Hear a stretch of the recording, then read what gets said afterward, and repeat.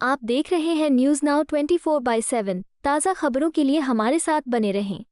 Bharatiya Janata party द्वारा रचित तथाकथित शराब घोटाला में ईडी ने अभी 7 सप्लीमेंट्री चार्जशीट दाखिल किया है। 2 साल के इन्वेस्टिगेशंस के बाद, हजारों जगह पर छापा मारने के बाद, लगातार इस केस पर पूरे देश का अटेंशन रखने के बाद देश को क्या मिला? एक और चार्जशीट। उस चार्जशीट में इन्होंने 2 नई चीज़ें किया है।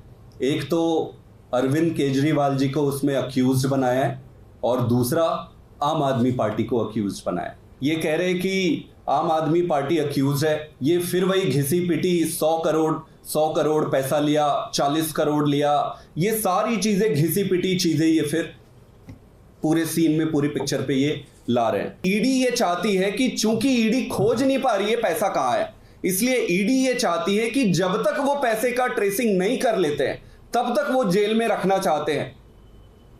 ये बड़ी विचित्र स्थिति है और ये कोर्ट के ऑर्डर में बड़े स्पष्ट तरीके से लिखा गया है कि प्रोसीड्स ऑफ क्राइम कुछ मिला नहीं है, कुछ 1 रुपए भी इसमें इनको बरामद नहीं हुई है। सीएम अरविंद केजरीवाल की गिरफ्तारी के मामले में आप नेता संदीप पाठक ने कहा कि ईडी की जांच और चार्जशीट में कोई सबूत नहीं है।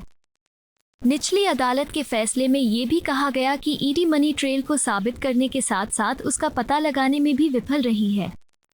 संदीप पाठक ने गुरुवार को एक प्रेस कॉन्फ्रेंस में कहा कि कोर्ट ने अपने आदेश में साफ कहा है कि ईडी यह बताने में विफल रही है कि सारा पैसा कहां से आया और कहां गया।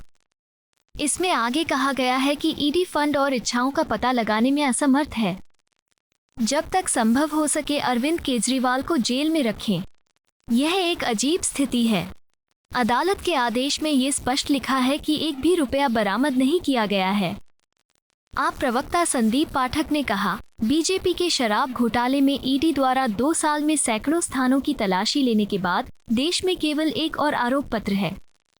इस आरोप पत्र में ईडी ने अरविंद केजरीवाल और आम आदमी पार्टी पर आरोप लगाए हैं। निचली अदालत इस चार्जशीट में जो कुछ भी कहा गया है उस पर 20 जून को विस्तार से अपना फैसला सुनाया था और ईडी की जांच की सच्चाई बताई थी। वहीं शराब नीति मामले में ईडी ने सीएम अरविंद केजरीवाल और आम आदमी पार्टी की ओर से आरोप पत्र दाखिल कर दिया है। इसमें आम आदमी पार्टी पर आरोप लगाए गए हैं और इसमें केजरीवाल को घोटाले का सरगना और साजिशकर्ता बताया गया है। भारतीय जनता पार्टी द्वारा रचित तथाकथित शराब घोटाला में ईडी ने अभी 7 सप्लीमेंट्री चार्जशीट दाखिल किया है। 2 साल के इन्वेस्टिगेशंस के बाद, हजारों जगह पर छापा मारने के बाद, लगातार इस केस पर पूरे देश का अटेंशन रखने के बाद देश को क्या मिला? एक और चार्जशीट। उस चार्जशीट में इन्होंने 2 नई चीज़ें किया है। एक तो अरविंद केजरीवाल जी को उसमें अक्यूज्ड बनाया है और दूसरा आम आदमी पार्टी को अक्यूज्ड बनाया है।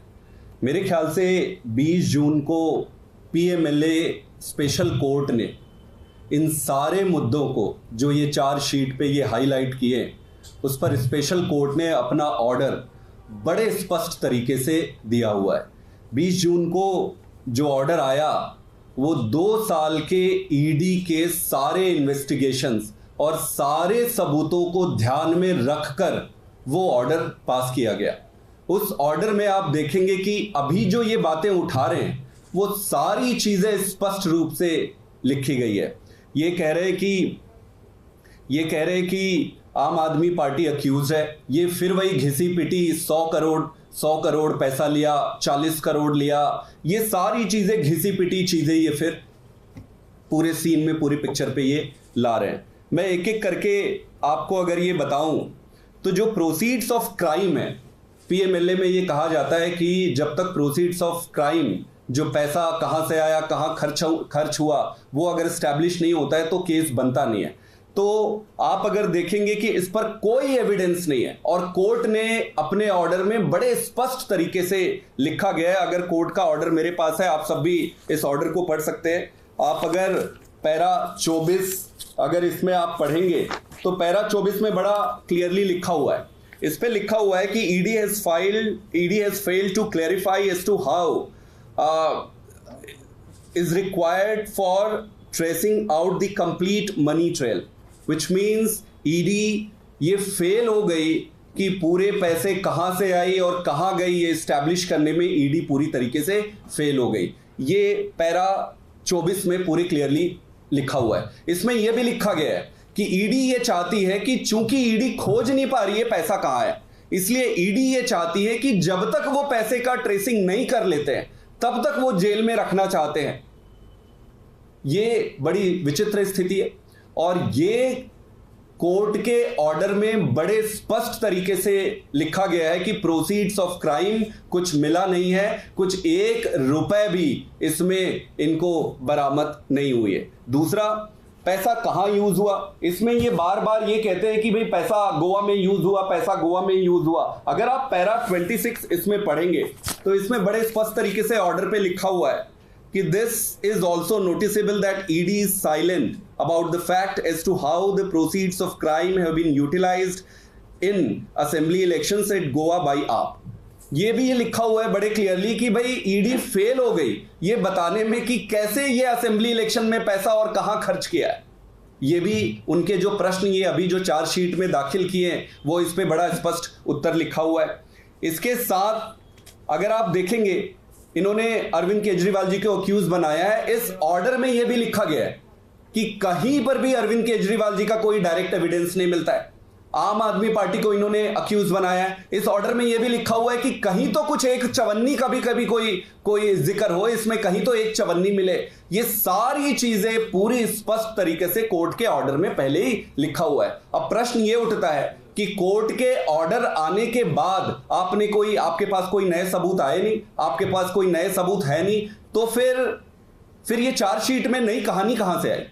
इसमें इंटरेस्टिंग चीज और है, ओवरऑल अगर आप केस को अगर आप देखेंगे तो इसमें पैरा 27 में बड़ा स्पष्ट लिखा हुआ है कि ईडी कैसे मैलाफाइड इंटेंट के साथ, यानी कि अब ईडी की नियत में खोट है और नियत में खोट के तरीके से काम कर रही है।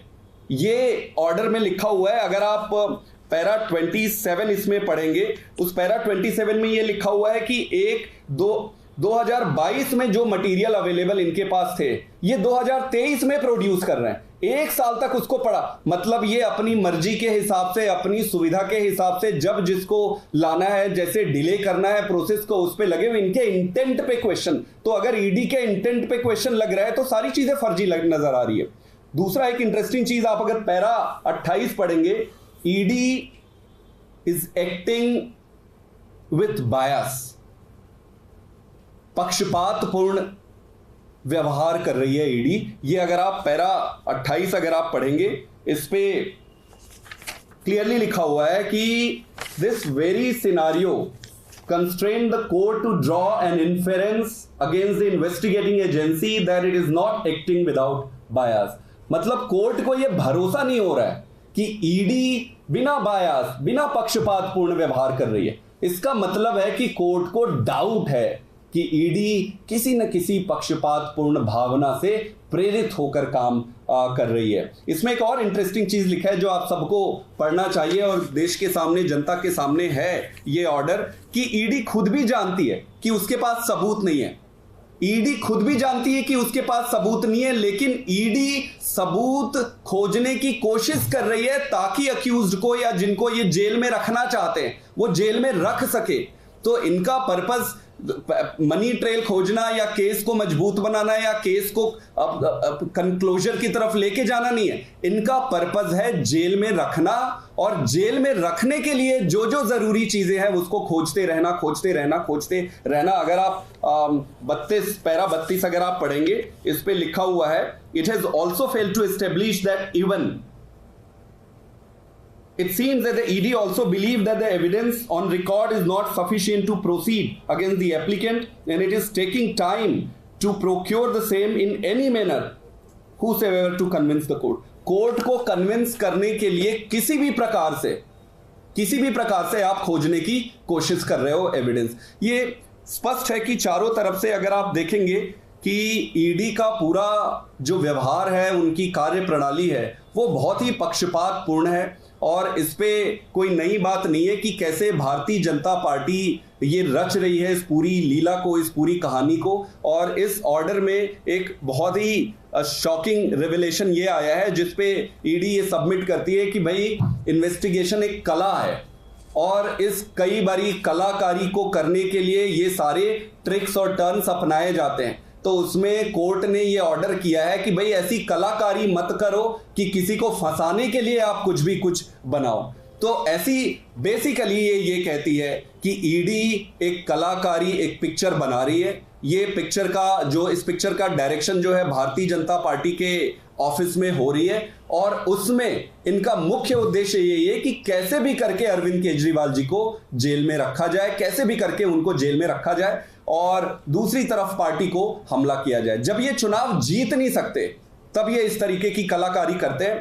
राजकुमार आनंद के हमारे दिल्ली में वो मंत्री थे, इन पर 23 घंटे की इन पर ईडी की रेड हुई। जब ये रेड हुई 23 घंटे भारतीय जनता पार्टी चारों तरफ से आके चिल्ला रही थी कि अरे इनके ऊपर रेड हुई, इन्होंने हवाला का ट्रांजैक्शन किया, इन्होंने ये किया, इन्होंने वो किया, इन्होंने ऐसा किया।